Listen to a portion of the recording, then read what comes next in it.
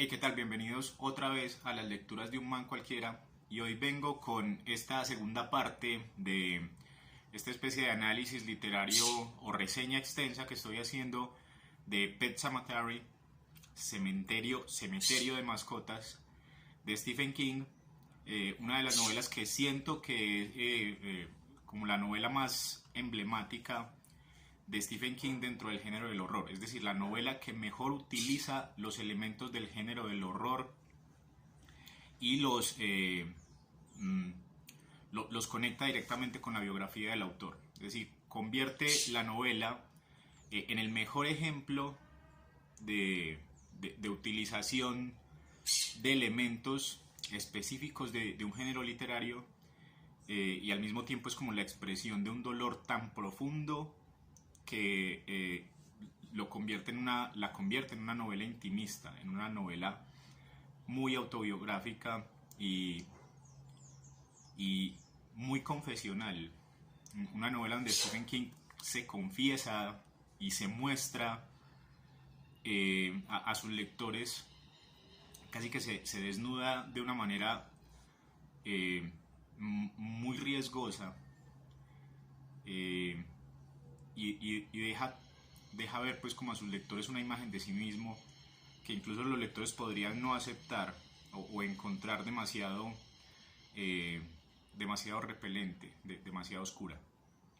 Entonces lo que voy a hacer pues como para continuar este análisis es como referirme a algunos pasajes que me conmovieron, que me aterraron, en los que yo siento que el horror está como resignificado porque no apunta únicamente como a los elementos sobrenaturales o los elementos impactantes, asquerosos, eh, sangrientos que definen al género del horror, sino que se refieren pues como al horror más interno, más personal, el horror que cada persona lleva dentro de sí misma y que casi nunca es capaz de expresar, si no es, por ejemplo, como a través de un proceso de consulta psiquiátrica, por ejemplo.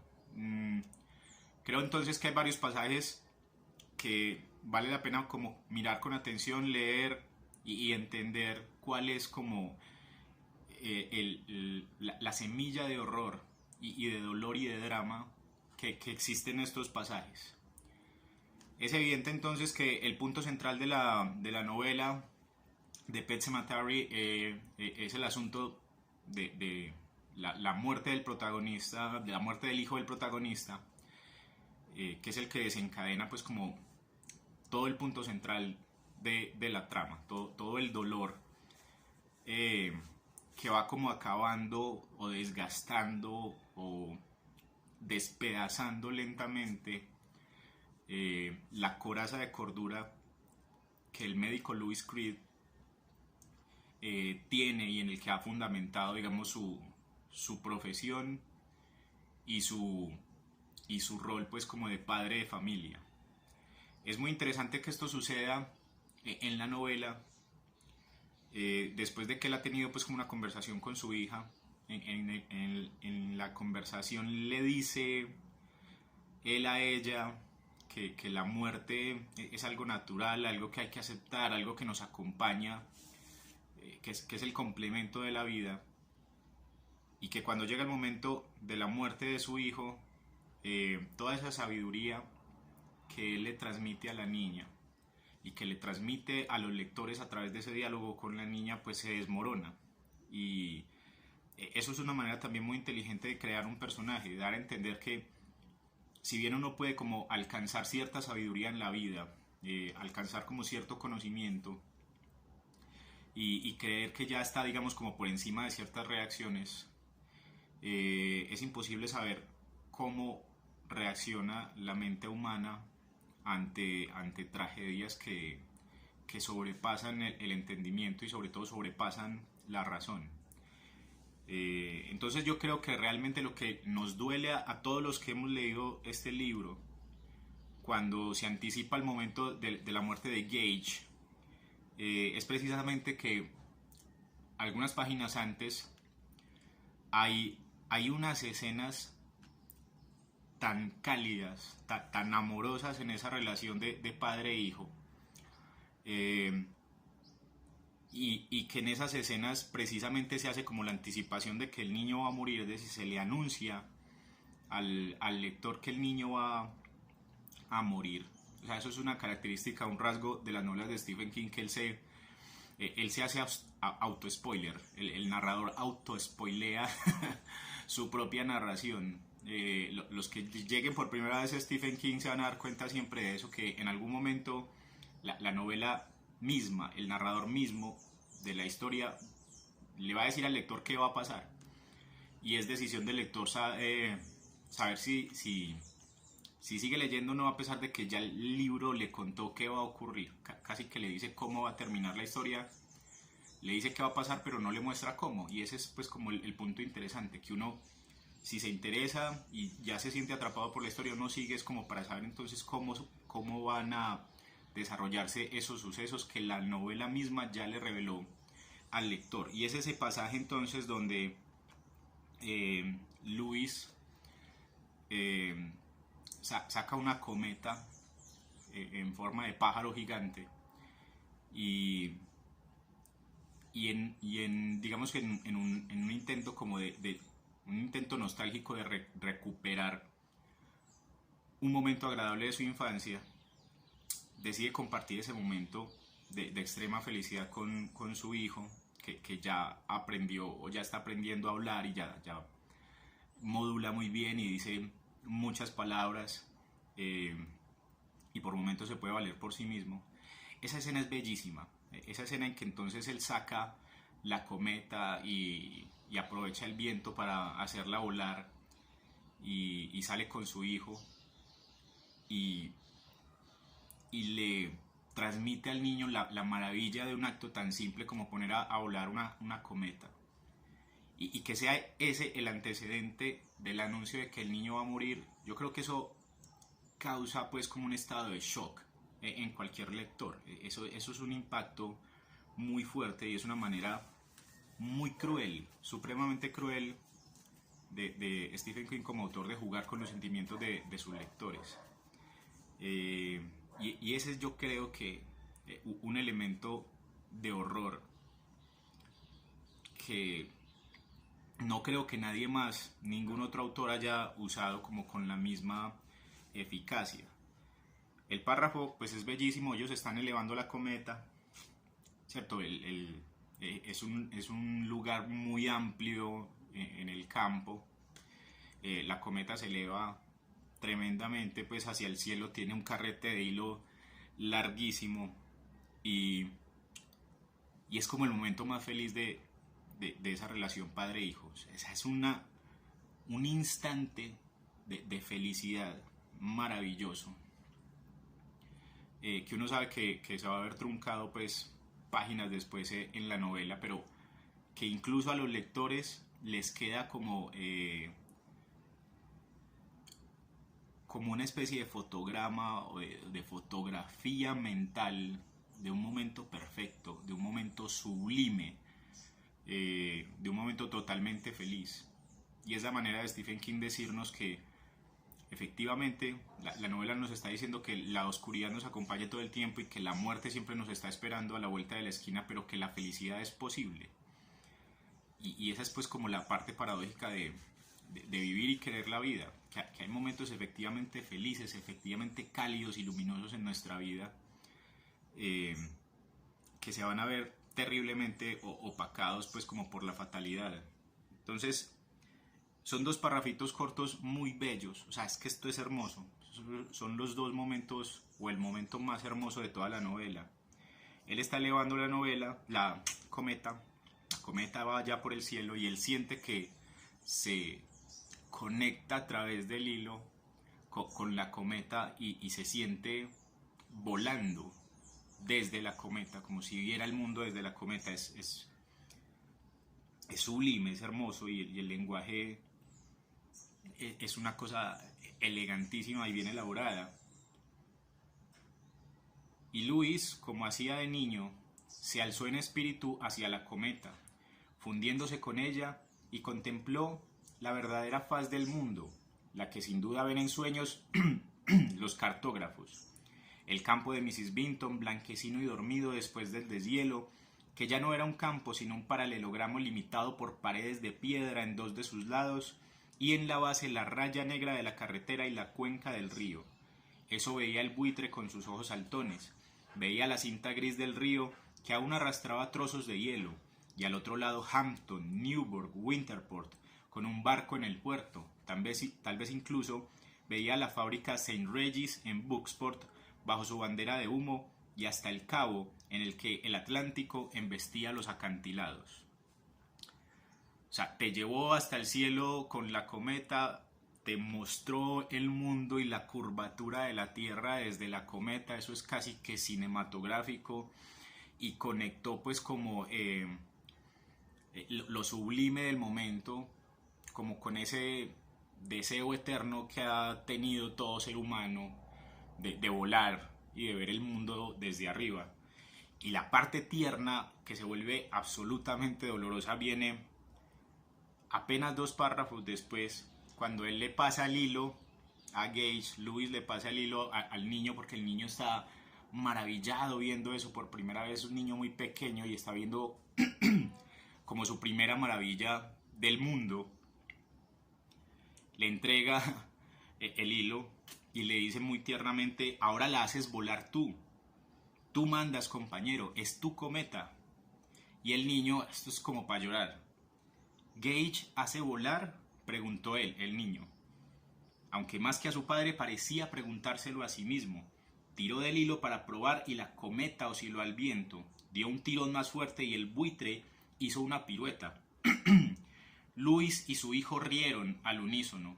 Gage extendió la mano libre y Louis se la tomó. Y así se quedaron en medio del campo de Mrs. Vinton mirando al buitre. O sea, es un momento perfecto.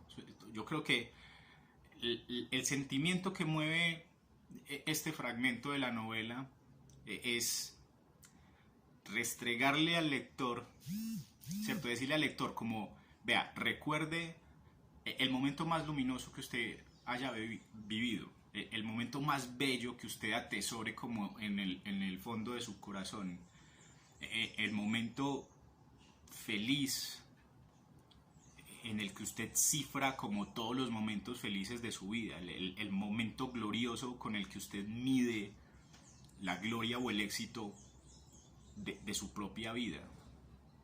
Y es la forma de decirle al lector: es un momento, es un instante que se va a romper en algún momento como una burbuja, porque pues es también pocos párrafos después cuando dice: y Gage, a quien quedaban menos de 2 meses de vida, reía con estrépito y alborozo.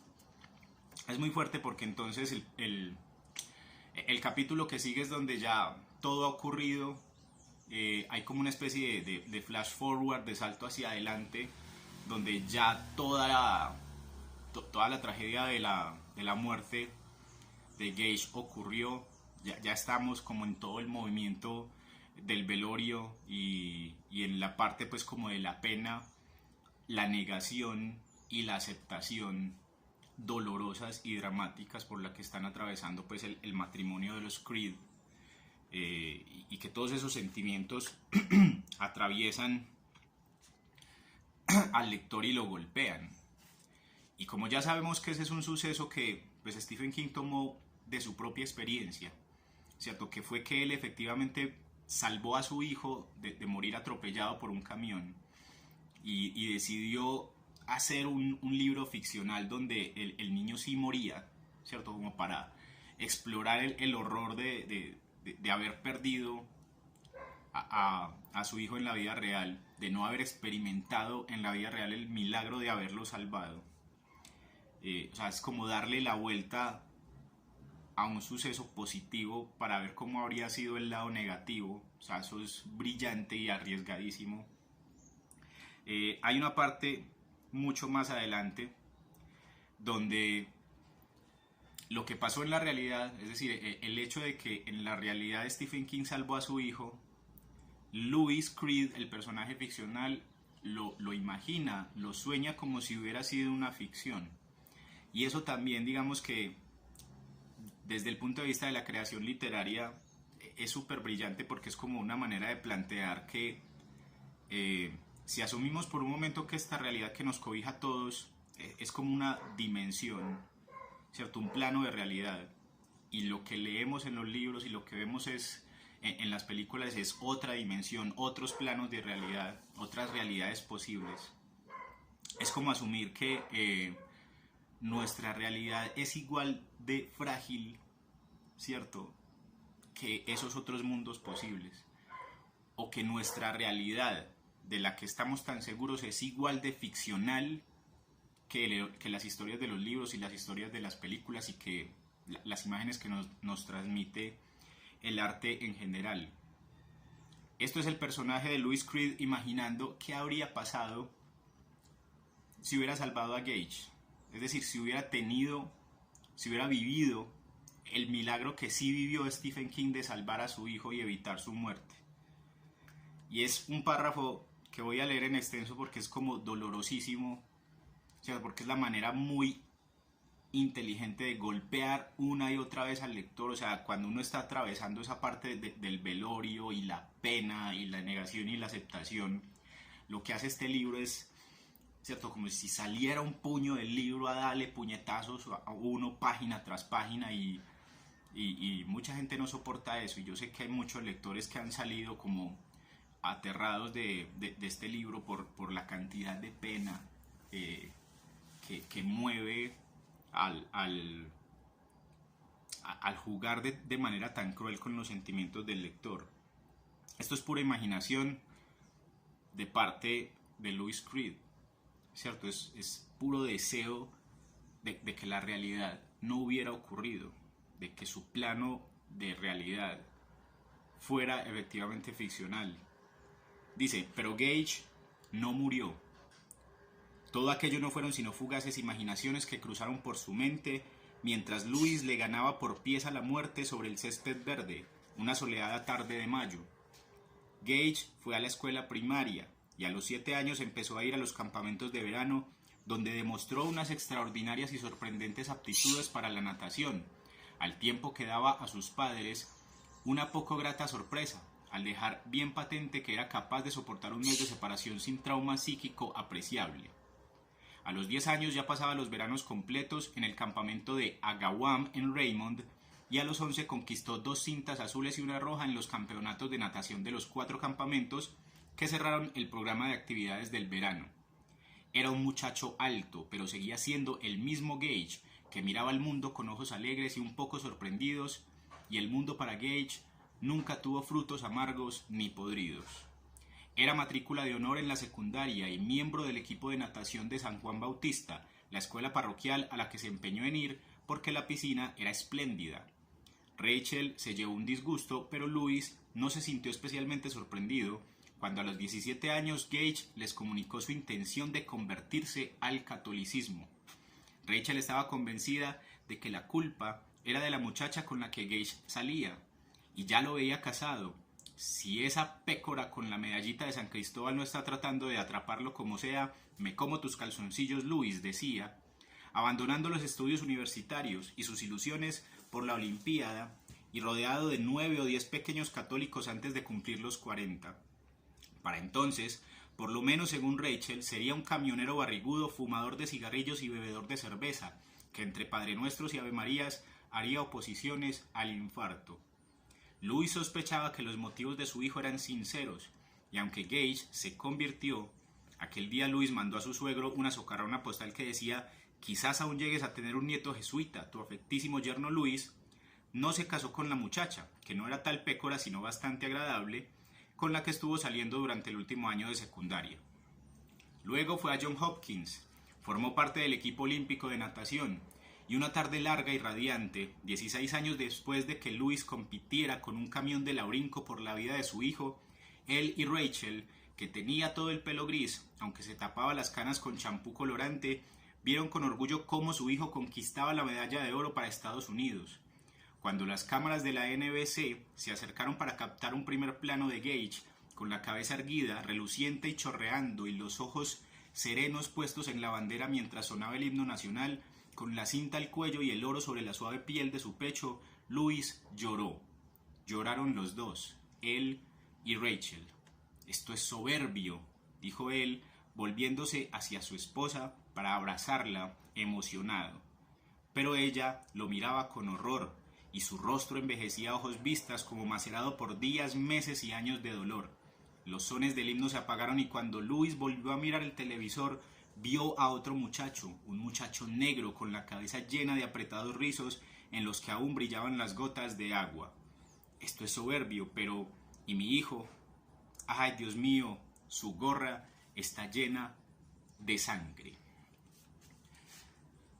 Piensen por un momento lo genial que son estas dos páginas, lo geniales que son estas dos páginas de ficción dentro de la ficción. ¿Cómo ficción dentro de la ficción? Pues todo esto pasó por un segundo en la imaginación de Louis Creed mientras veía en la televisión como un deportista negro ganaba la medalla olímpica de natación y se imaginaba que era su hijo.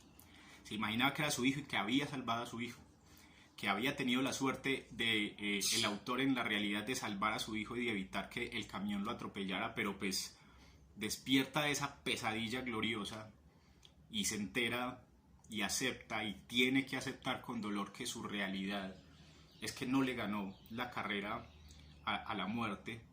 Y esa escena está muy bien narrada cuando pues el niño llega pues hasta la carretera y él no logra llegar a tiempo y pasa el camión y, ¿cierto?, pasa lo que pasa, porque también hay una parte donde nos dicen con muchos detalles muy gráficos cómo el niño queda enredado entre las llantas y lo arrastra durante varios metros y lo despedaza y lo destroza. Eso es súper doloroso, eso es en extremo aterrador. Y yo creo que también por eso, como siempre, con ninguna película, ninguna adaptación pues al cine de las novelas de Stephen King es suficiente, porque nunca el cine va a poder, digamos, alcanzar ese nivel de violencia gráfica. No puede. Condenarían a la película que se hiciera y que recogiera la misma violencia gráfica que tiene el libro. No se puede. La gente se desmayaría en el cine. Sería terrible.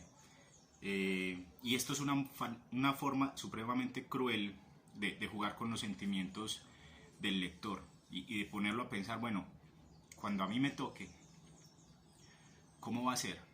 O sea, ¿cómo voy a estar siempre al borde de la locura el día que yo pierda al ser que más amo? El día que lo vea morir, el día que se muera en mis brazos, o el día que me llamen a decirme tal persona que es tu persona más amada en el mundo murió.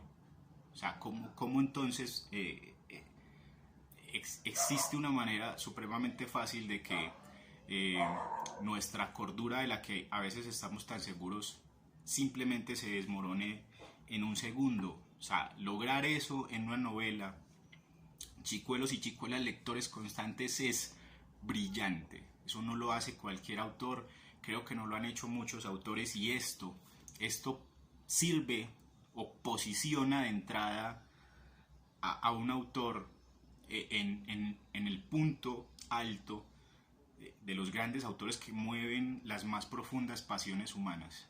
Esto es terriblemente hermoso, es hermosamente terrible, es impresionante que este tipo haya sido capaz de hacer eso, de jugar con sus propios sentimientos así y luego mover los sentimientos del lector así, ¿cierto? Como golpearlo de esa manera, así de fuerte. Es una cosa terrible y supremamente dolorosa que él haya sido pues como capaz de hacer eso. Porque luego hay otros momentos pues muy terroríficos. Yo creo que también el momento en que hay muchos lectores que se quejan como que de la parte en que Louis Creed, cuando ya toma la decisión de llevar a Gage al cementerio Micmac, como que, ay, es demasiado larga la parte en que él va al cementerio y desentierra a su hijo, es como, ay, eso es muy lento y se podría contar en menos páginas. No, no, no. Esas páginas donde Louis Creed eh, hace todo ese plan absurdo y torpe para sacar a su hijo del cementerio, la, la, la tensión argumental y narrativa que hay ahí es maravillosa porque uno está igual desesperado y es como la manera en que Stephen King logra meterlo a uno en la carne y en la mente de su personaje y hacerle sentir todos los sentimientos contradictorios que está sintiendo ante la pérdida de su ser más querido. Entonces, esta otra parte, digamos, sería muy aterradora en el sentido clásico de utilizar elementos de horror para asustar a los lectores, que es la parte en que ya él desentierra, ¿cierto? Saca toda la tierra del ataúd, lo abre porque lo coge pues a golpes y destroza la tapa del ataúd y ve a su hijo. Y es una parte aterradora porque como el cementerio es mohoso y es húmedo, entonces cuando él destapa el ataúd, a él le parece que su hijo se quedó sin cabeza. Eso es muy impresionante, eso es supremamente aterrador. Y luego cuando lo levanta, ah, eso también golpea súper fuerte. Ese párrafo es dolorosísimo cuando Louis Creed levanta a su hijo del ataúd. Dice, respirando un aire húmedo y fétido, Louis asió a Gage por debajo de los brazos y lo levantó, sujetándolo como tantas veces al sacarlo de la bañera después del baño de la noche. El cuello de Gage se dobló hacia atrás y la cabeza le cayó hasta media espalda. Louis vio el círculo de puntos que le habían dado para unir la cabeza al tronco. Jadeando y luchando contra los espasmos que le levantaban en el estómago el dolor y la flacidez del destrozado cuerpo de su hijo, Louis consiguió sacar a Gage del ataúd. Luego se sentó en el borde de la tumba con los pies colgando, apretando contra el pecho el cuerpo de su hijo, con la cara lívida, los ojos como dos huecos negros y en la boca un rictus de horror, piedad y tristeza.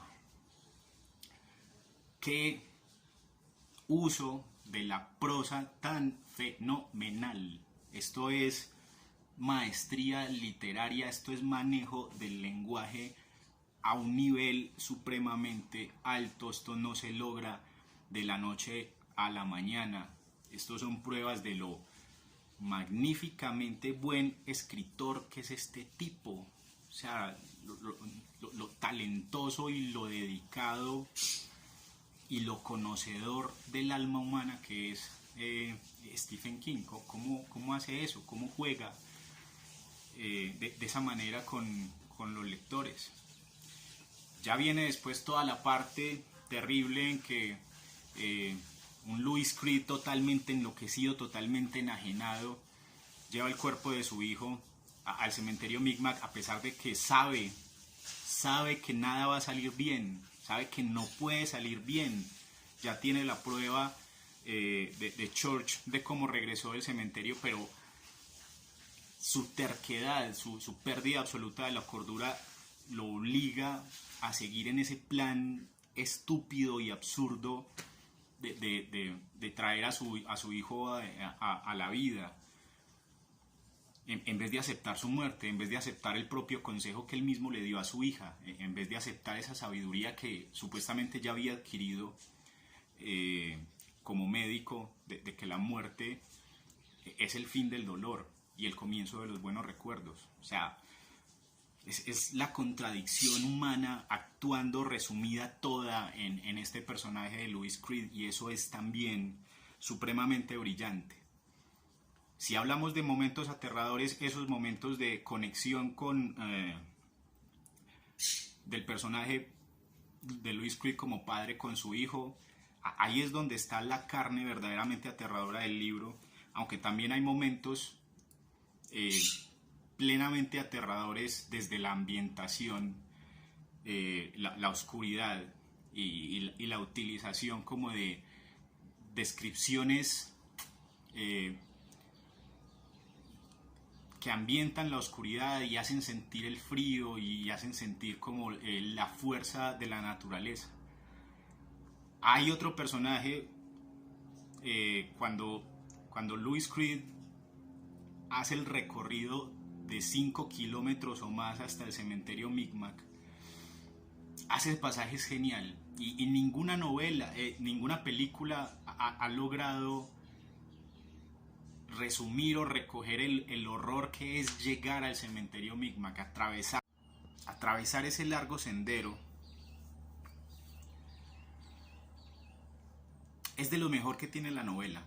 Es el punto alto en que la novela logra como su máxima expresión del horror, su máxima expresión y descripción de una situación horrorosa, al mismo tiempo realista y al mismo tiempo fantástica. La aparición del Wendigo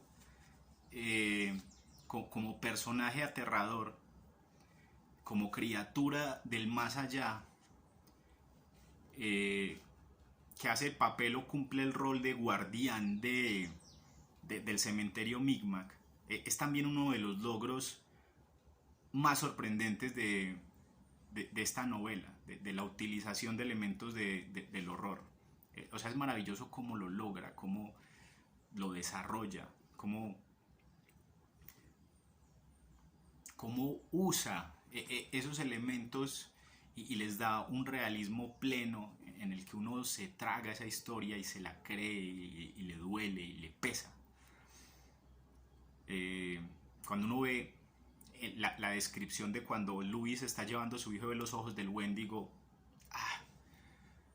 ahí es donde yo digo que esto es emblemático del horror, porque combinó absolutamente todas las posibilidades del horror y las sustrajo y las comprimió en esta sola novela. Eso es fenomenal.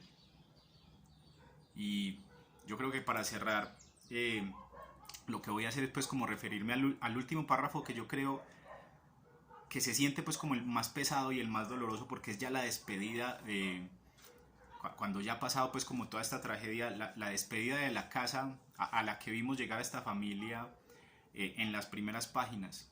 Eso es dolorosísimo, porque es como una manera de anunciarnos de que ellos solamente son como un eslabón, un capítulo en una cadena de sucesos trágicos que va a seguir sucediendo eternamente en el plano de esa realidad.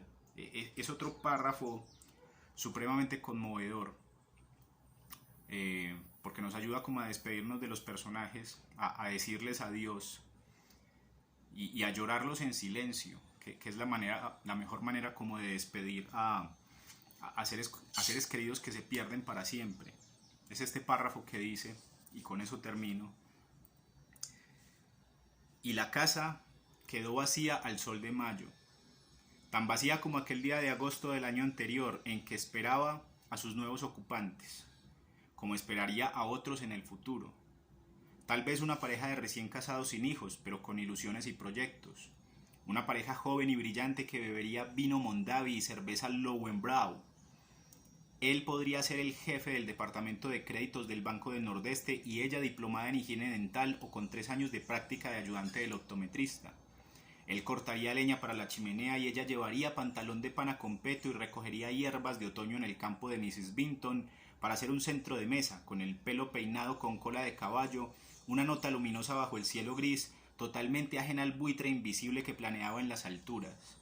Los nuevos dueños de la casa se felicitarían de su falta de superstición y su sensatez al haberse quedado con la casa a pesar de su historia.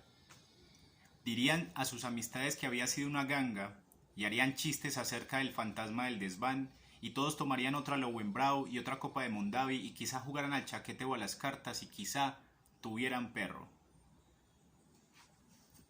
En resumen, esta novela, o sea, es magnífica. ¿Para qué decir más? Es una maravilla en la que hay una combinación y un juego y un aprovechamiento de elementos literarios, no solo del horror, sino del drama humano en general, para crear esta especie de canción aterradora y terrorífica sobre el dolor y la pena ante la muerte, sobre nuestra dificultad y nuestra imposibilidad para aceptar la verdad fundamental de la muerte. Es una novela que vale la pena explorar, que vale la pena volver a ella, y que vale la pena interiorizar, porque nos envía a todos el mensaje de lo frágiles y lo efímeros que somos, pero que hay momentos que podemos aprender a atesorar a pesar de esa realidad trágica que a todos nos cobija. Espero que les haya gustado bastante pues como este análisis. No puedo más como que invitarlos a que sigan apoyando este canal tan loco. Le den like al video si quieren, lo compartan si quieren, me dejen comentarios si quieren. Suscríbanse, sean muy felices, cuídense los unos a los otros. Largos días y gratas noches y sigan cuidándose bastante.